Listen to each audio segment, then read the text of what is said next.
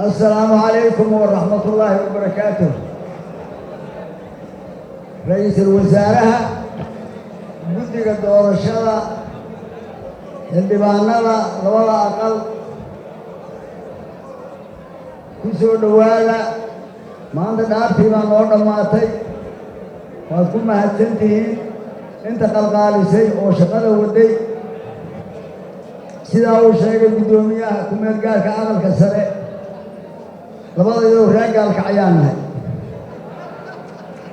waxay ku tusaysaa reer mudug inay odayaashooda tixgelin weyn u hayaan waxaan mahad gaara iska leh ra'iisul wasaaraha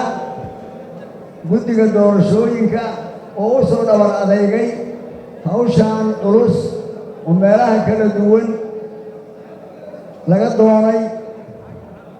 waxaan kaloo codsi u dirayaa meelaha ay ku dhiman tahay kuraasta aan weli la dooran inay soo dedejiyaan iyadoo la wada og yahay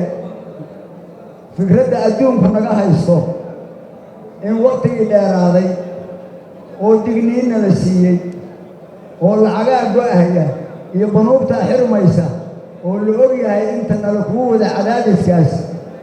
waxaan farayaa xildhibaanada golaha shacabka ilaa laga doorto guddoomiyaha rasmiga iyo ku-xigeenadiisa inaan qofna maqnaan karin fasaxna uusan jirin ee meesha lagu soo